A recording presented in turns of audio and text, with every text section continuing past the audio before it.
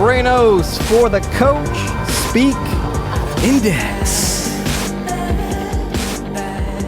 Yeah. Happy New Year, everybody. Happy 2025. I don't know everything that's going to be in store for 2025. But I do know one thing. This is my year, okay? This 2025 belongs to me. But this is not a zero-sum game here.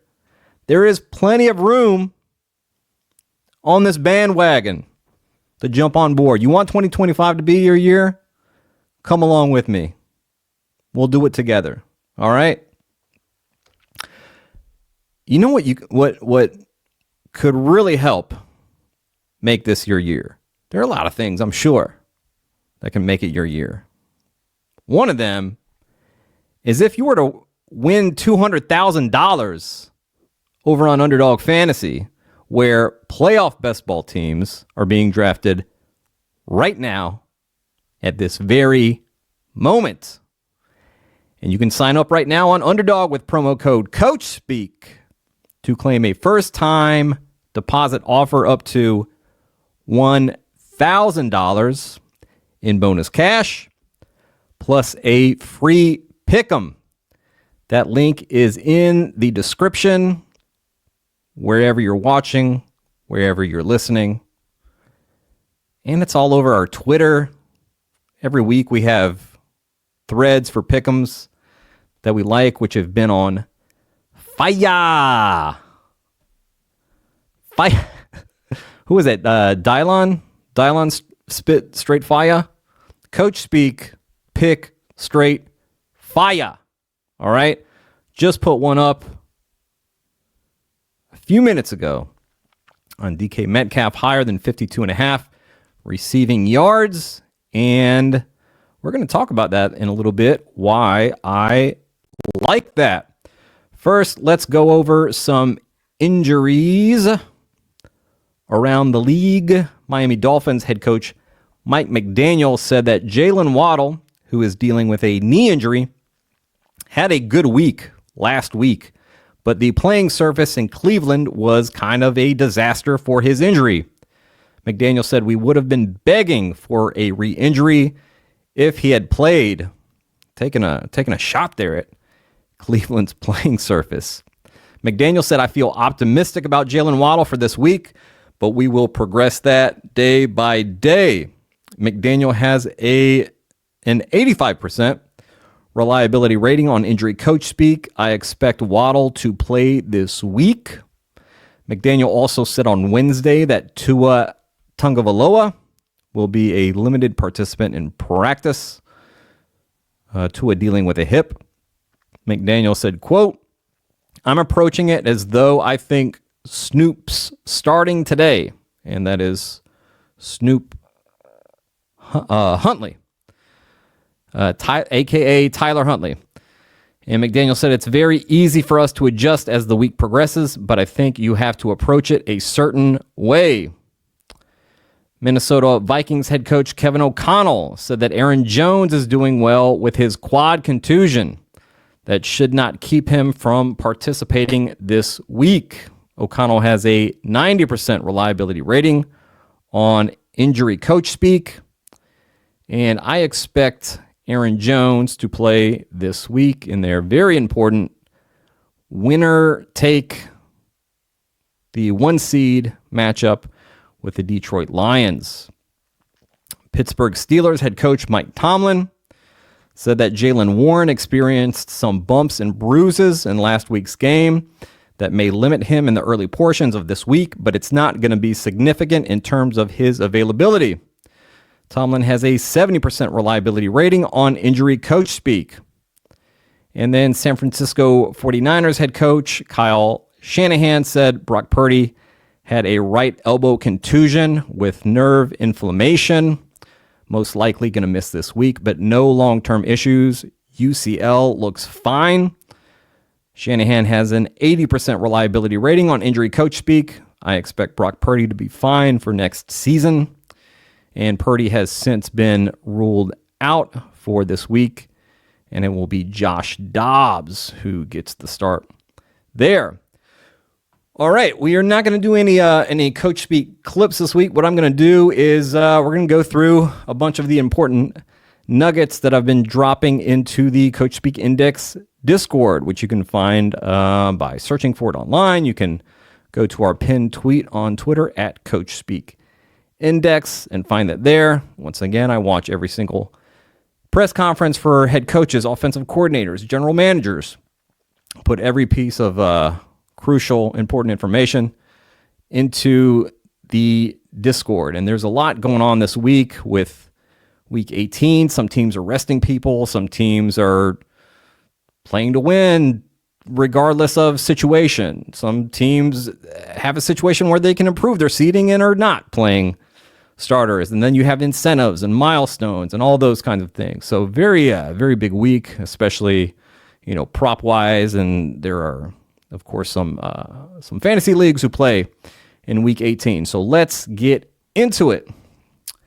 Arizona Cardinals head coach Jonathan Gannon said that running back James Conner will not be healthy enough to play this week. He got twisted up on that same knee that had been previously injured. Gannon said that Michael Carter, quote, will get a bunch of carries, I'm sure, end quote.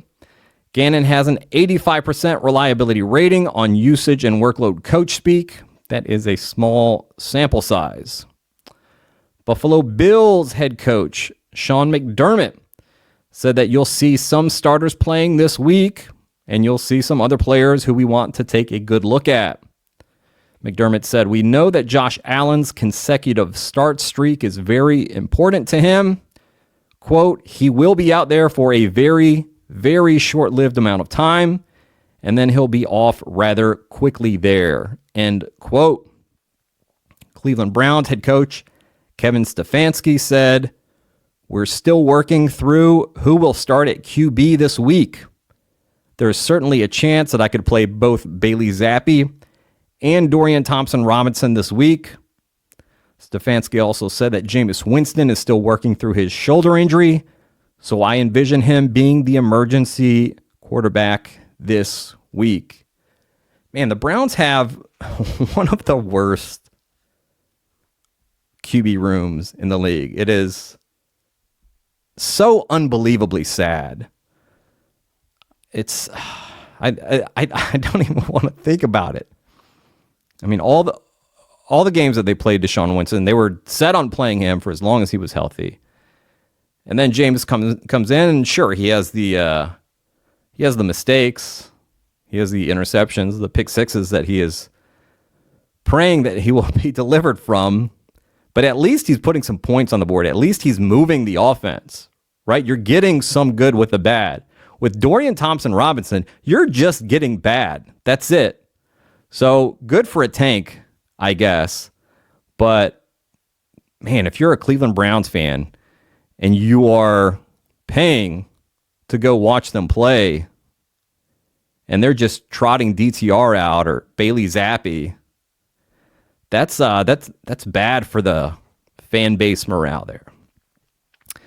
Dallas Cowboys head coach Mike McCarthy said anyone who's healthy will play. We are not having tryouts for young guys. That is not the mode here at all. The guys who give us the best chance to win will play. Green Bay Packers, they have clinched a playoff berth. They are currently the 7th seed. If they beat the Bears this week and the Commanders lose to the Cowboys, Green Bay will move up to the 6th seed. Matt LaFleur said, we are playing to win this game. I don't see our approach changing. We didn't play the cleanest game a week ago. I think there's value to going out there and playing well this week. Houston Texans head coach DeMeco Ryans. Okay, so Houston is traveling to Tennessee this week. Ryans was asked about whether he will manage starters' snap counts in Week 18 with the Texans locked into the number 4 seed. Ryan said, everybody has to be ready to go. Everybody will be out there playing, and we'll see how the game goes. But for us right now, We've got to go play better. Our last outing was not good enough. We have to go out and play better football. I want to see our guys go out and gain confidence by doing ball the right way. You want to be playing your best ball by this time of the year. There was a lot of talk in this press conference about we'll see how the game is going. It feels like D'Amico Ryans will probably play his starters and then pull them once he's kind of satisfied with their performances, once they build up that confidence that he's talking about. I would not at all be surprised. In fact, I think it's very likely that we see these starters play no more than a half of football. D'Amico Ryans also said that Deontay Johnson will be out there this week. All right. Said that Deontay Johnson has a clean slate coming in. Hey, man, best of luck to all involved. Indianapolis Colts head coach Shane Steichen was asked about Anthony Richardson. Steichen said, quote, if he's healthy and he's good to go, we'll have those conversations at the end of the week, end quote. And those conversations were about Anthony Richardson starting. It raises the antenna a little bit when he says, like, you would think he would say if he's healthy and he's good to go, then yeah, he'll be the starter because they've committed to Anthony Richardson as a starter. But him saying that we'll have those conversations at the end of the week makes you think that Anthony Richardson is not going to play, whether or not he is healthy. And we find out this week that these back spasms that Anthony Richardson has been having, that's kept him out pretty severe. He said that he couldn't walk around the house. He was crawling around the house, and seems to be a disc problem in his back. Kansas City Chiefs head coach Andy Reid said that Carson Wentz will start this week. Los Angeles Rams. So the Rams will get either the 3 or 4 seed, depending on what happens this weekend. Right now, they are the 3 seed. Tampa Bay plays in the early window on Sunday. If the Bucs lose, the Rams will lock up the 3 seed right there. If Tampa Bay wins, which they are heavily favored to as 13.5-point home favorites, they will momentarily claim the 3 seed. And then the Rams could reclaim that 3 seed by beating the Seahawks later that afternoon. Now, the difference between the 3 and 4 seed is this. The 3 seed will host either the Packers or the Commanders in the wild card round. The 4 seed will host the loser of the Detroit Lions-Minnesota Vikings game. And this is why Sean McVay not shocked, but he kind of surprised a lot of people when he answered a question this week on whether he will rest his starters on Sunday, even if the Rams are in a position to move up from the 4 seed to the 3 seed with a win. McVay said that typically we have erred on the side of leaning a little bit more towards getting some rest and rejuvenation for guys because of the toll that a season takes. Quote, I would imagine as we continue to finalize our plans, that's probably the direction that we'll go. End quote. McVay also said, quote, I'm excited about watching Blake Corum get a heavy workload. I'm excited to see what Cody Schrader is about, end quote. And then one more quote here from McVay, quote, I'm looking forward to seeing Jimmy Garoppolo just go play the way that he's capable of, end quote. And then there's a presser after McVay said this stuff on the Coach McVay show. McVay said Jimmy Garoppolo will start at quarterback this week. Stetson Bennett will be the backup. Matthew Stafford will be inactive. So, yeah, the Rams are resting their key pieces in Week 18, regardless of what happens in that Tampa Bay game. New England Patriots head coach Gerard Mayo said that he wants to win their Week 18 matchup against the Buffalo Bills. He said that Drake May is healthy. He'll be at practice. We'll see how it goes this week. Quote, Drake is our starting quarterback. If he's healthy and ready to go as we go through this week of practice, then he'll play, end quote. Mayo also said he was asked about Joe Milton III possibly getting some time and the level of faith that he has in Milton. Mayo said, quote, I would say it's still all up in the air. All 3 quarterbacks, as we've carried 2, and the emergency quarterback, will be ready to go, end quote. And then today, Thursday, January 2nd, 2025, offensive coordinator Alex Van Pelt had his weekly press conference, and he said, quote, Drake looked good yesterday. He's ready to go, so he'll be starting the game for sure, end quote. By the way, Drake May showed up on the injury report with a right hand injury, limited in practice yesterday. But that isn't quite what they're saying. They're saying he's very healthy and ready to go. And Van Pelt was asked whether the plan is for Drake May to play the whole game. AVP said, quote, we're playing the game to win the game for sure. We'll see how it goes from that point. But yes, that's the intent, end quote. Van Pelt said, we'll have all three quarterbacks ready to go. If Joe Milton III does get in there, I'm excited to see what he can do. And we found out that Milton took some, Van Pelt was asked, did Joe Milton take some first team or second unit snaps in practice yesterday? And Van Pelt said that, yes, he did. So it sounds like we might see some Joe Milton this week. Right now, the Patriots have the number 1 pick in the draft. If they were to lose, they would keep that.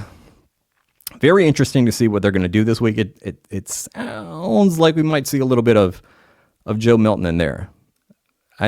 I'm very curious as to what kind of conversations that these coaches have had with the Kraft family about, hey, maybe we want to keep this number 1 pick. We could trade down for a real haul if we were to do that.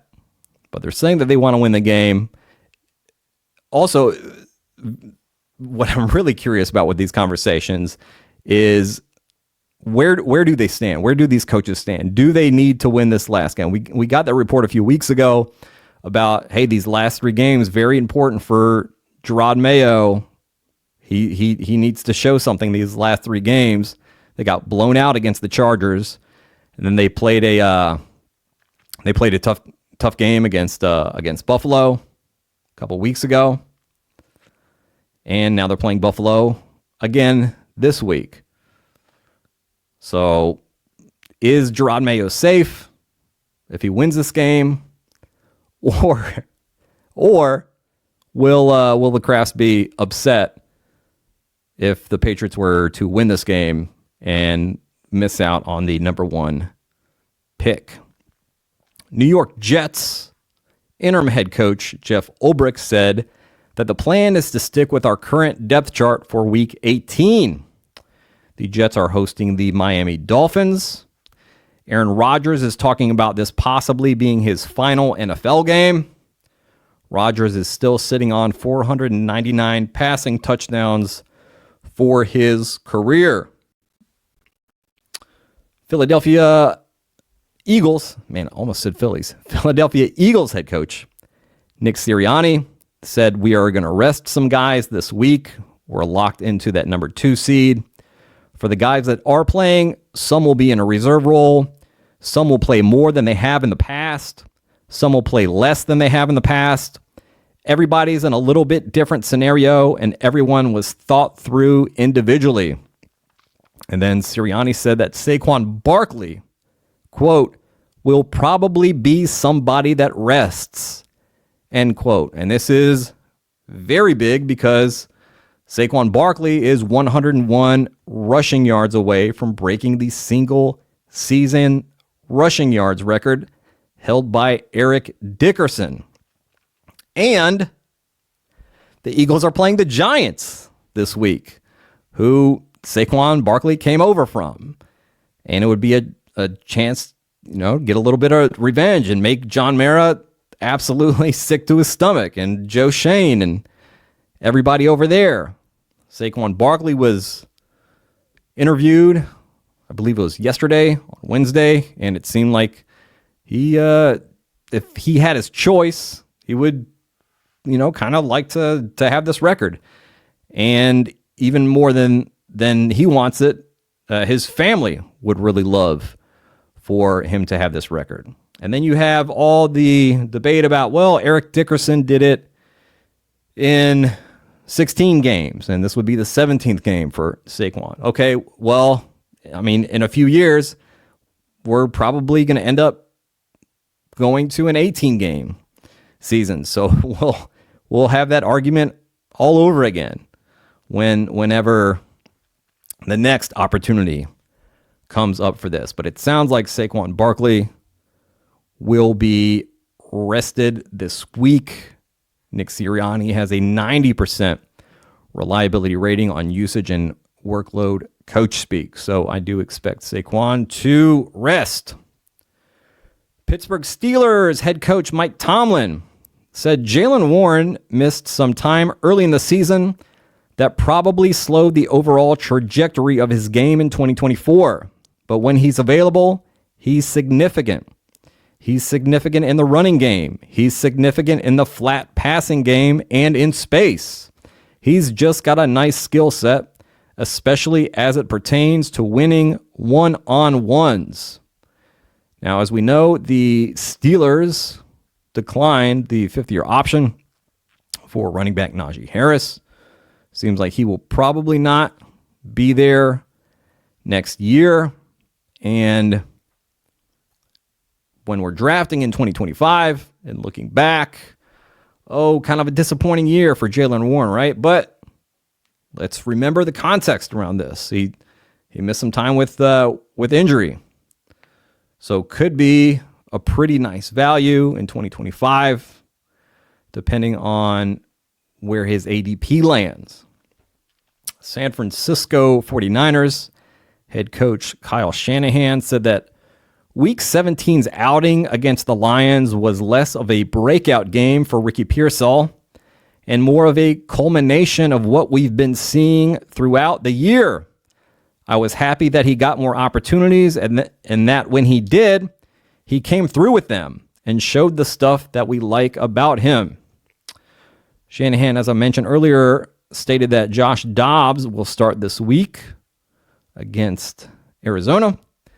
And he said that it is offensive line related because Dobbs is able to scramble and has some rushing ability. Shanahan said that's why he was QB2 this past week instead of Brandon Allen, because they have so many injuries on their offensive line. And Shanahan was asked about Jawan Jennings being 77 receiving yards away from 1,000 yards. And Shanahan said, you always want to get incentives and milestones for guys. Quote, we're not playing the next week, so I'd love to help guys do that. End quote. All right, I'll be on the lookout for Jawan Jennings props this week. San Francisco on the road for that divisional matchup against the Cardinals. Seattle Seahawks, they are mathematically eliminated from the NFL playoffs. Head coach Mike McDonald said, you want your guys to hit the numbers for their incentives or milestones.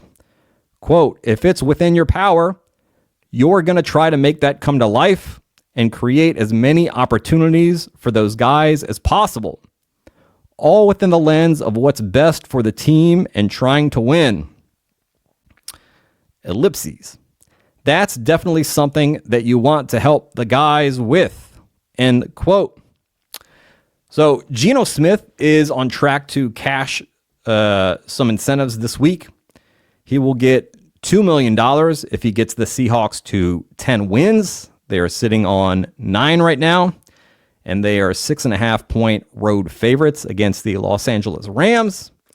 Geno will get another $2 million if he passes for 185 more yards. And if Geno ends the season with at least a 69.76% completion rate, he will cash another $2 million incentive. His current completion rate is 70.2%. Pretty close there. So he's above it right now. I would expect a good deal of layup passes from Geno this week, whether it's screens or short passes. But we know that he is also pretty good on that deep stuff. and they'll be playing a Rams team who will be resting some key starters.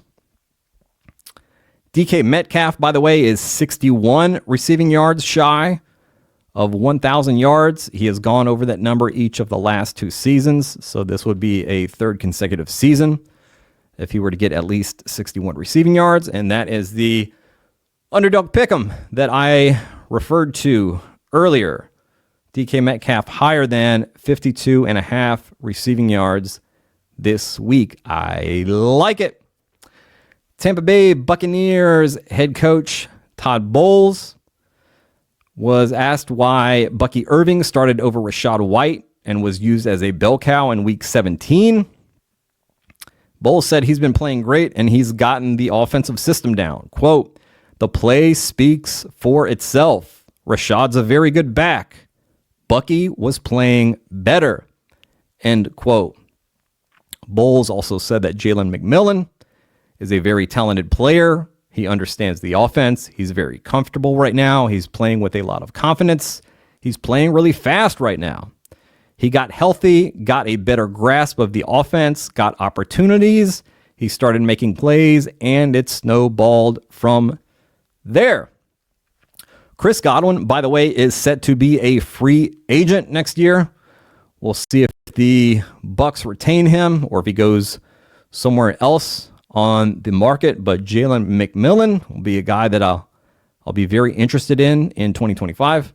Of course, we all know that the Coachspeak Index was very high on Jalen McMillan this year, and like Bowles said, he fell a little bit behind with the hamstring injury, but came back, got right back on track, and really tore it up down the stretch. 6 receiving touchdowns in his last 4 games.